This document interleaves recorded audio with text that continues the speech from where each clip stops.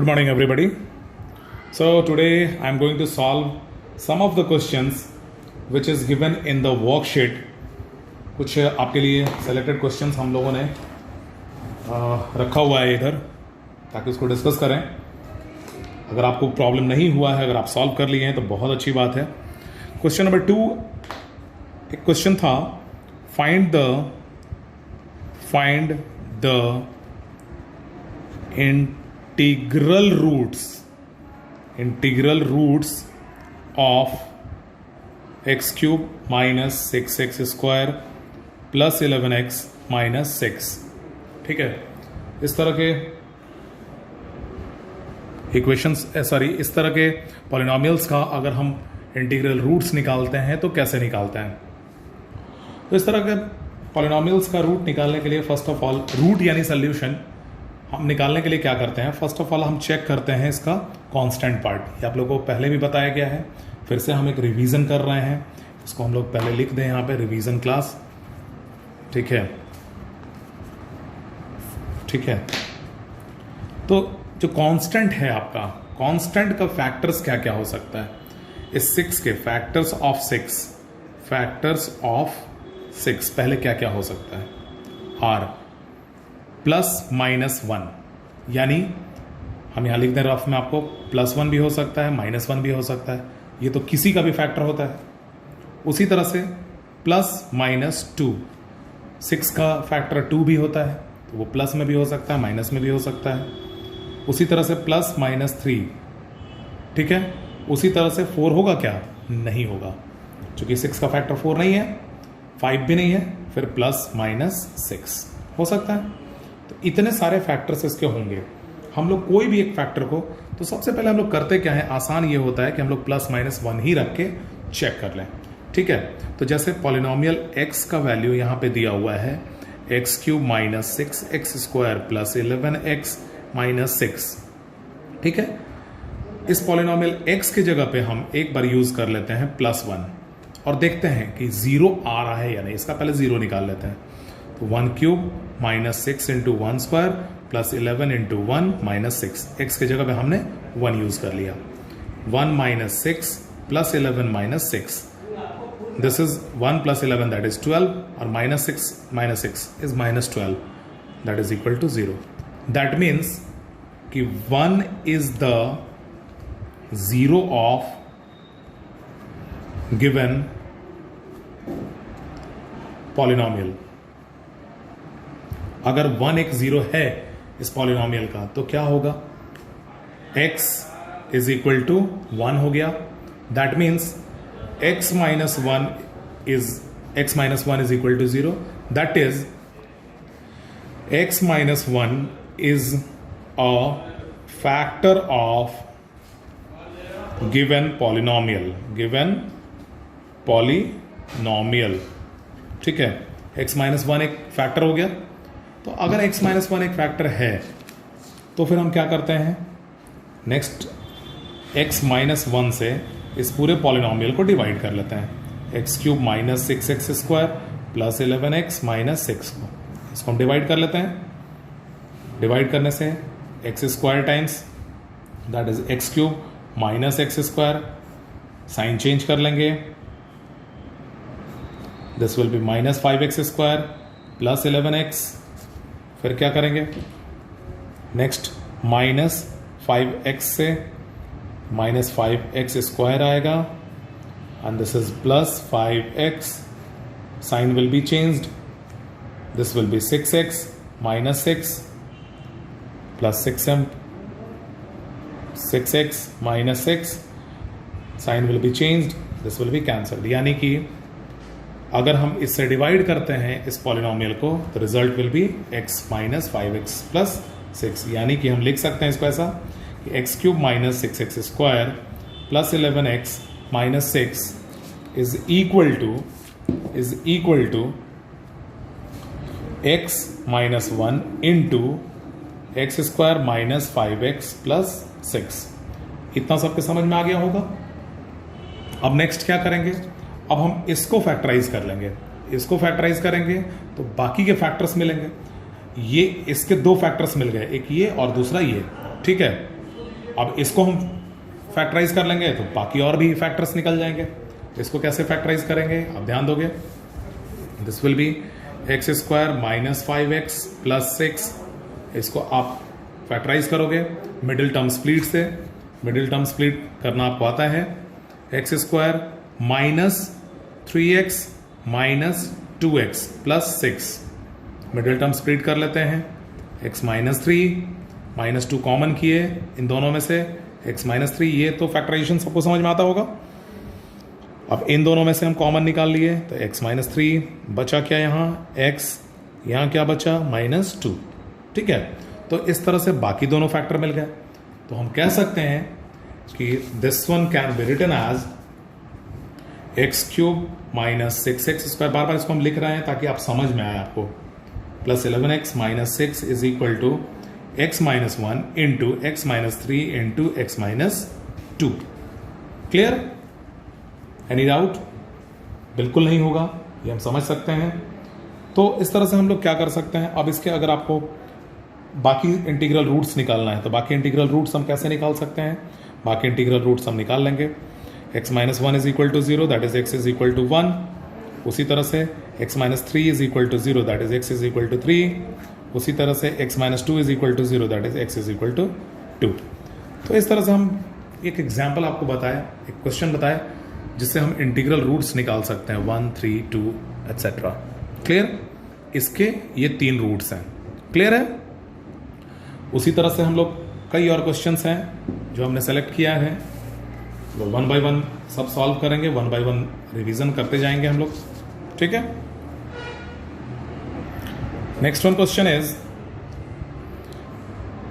This is question number 6 of the worksheet given on 24 जुलाई 2020। ठीक है, आप देख सकते हैं क्वेश्चन नंबर 6 था the polynomials ax cube plus 3x square minus 3 and 2x cube minus 5x plus 9 plus a when divided by x minus 4 leaves the remainders r1 and r2. Find the value of a in each of the following cases. इसमें option है if first option is r1 is equal to r2, second is r1 plus r2 is equal to 0, third है 2r1 minus r2 is equal to 0। ये options आपके दिए हुए हैं, हम लोग इसको सॉल्व करते हैं, समझ में आएगा। Polynomials are, first polynomial is px is equal to ax cube minus 3x square plus 3x square minus 3, and second polynomial is 2x cube minus 5x plus a। Clear है? हम लोग सबसे पहले आपको बताएं इसमें क्या दिया हुआ है। when divided by x minus 4, दोनों को x minus 4 से डिवाइड किया गया है, divided by x minus 4।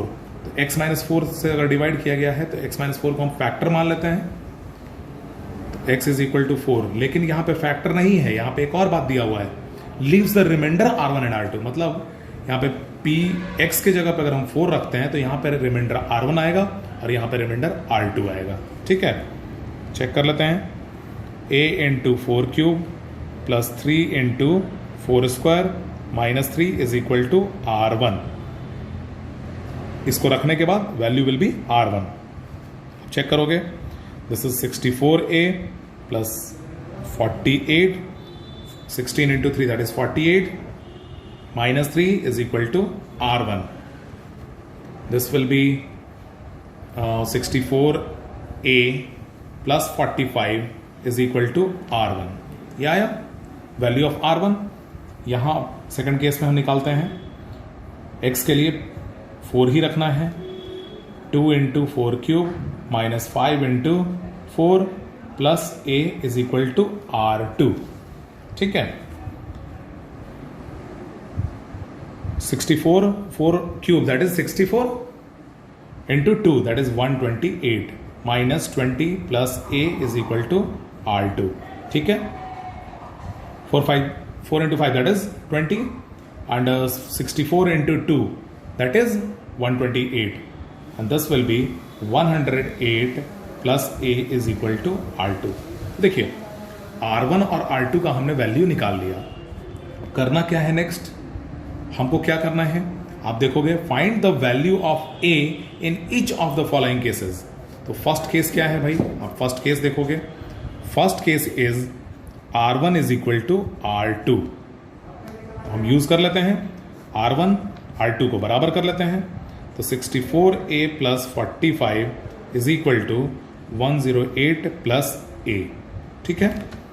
64a minus a is equal to 108 minus 45 and this will be 63a is equal to, this is 3 and this is 6, a is equal to 1। पहले case में a का value क्या मिला, 1 मिला। अब दूसरे case में हम आते हैं, सेकंड वन केस क्या है, R1 plus R2 is equal to 0। तो R1 plus R2 is equal to 0 proof करना है, या है R1 plus R2 is equal to 0 है, और a का वैल्यू हमको निकालना है। तो 64a plus 45 plus 108 plus a is equal to 0। आप देख सकते हो 65a प्लस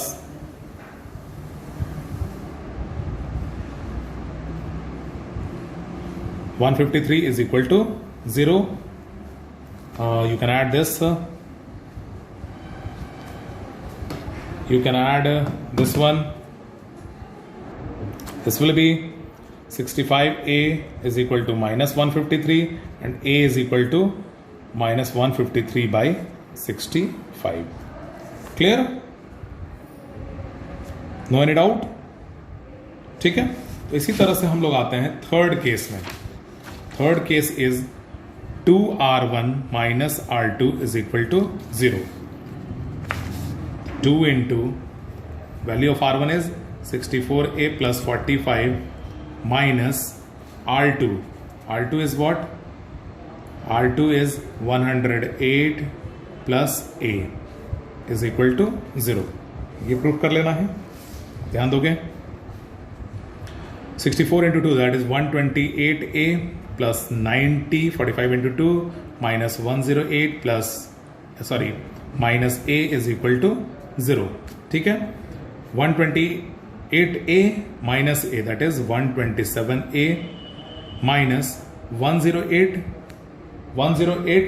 माइनस 90, 108 में से 90 आप माइनस कर लोगे, that is equal to 18 minus 18 is equal to 0, और आप 127a is equal to 18, a is equal to 18 by 127। इस तरह से क्वेश्चंस को हम लोग सॉल्व कर सकते हैं। इस तरह के क्वेश्चंस को जिसमें R1 R2 का वैल्यूज दिया हुआ है, उस फॉर्म में दिया हुआ है, इस फॉर्म में दिया हुआ है तीनों केसेस में, और उसका आपको आंसर्स निकालना है अलग अलग तीनों केसेस के लिए। Understood all of you?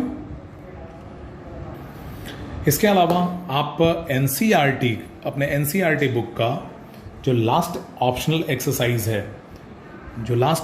Exercise है पॉलिनोमियल्स का, उससे भी आप क्वेश्चंस बनाइएगा। वो भी क्वेश्चंस बहुत ही इंपॉर्टेंट हैं, और नेक्स्ट वीडियो में हम वो सारे क्वेश्चंस को भी डिस्कस करेंगे। Okay, so for today thank you.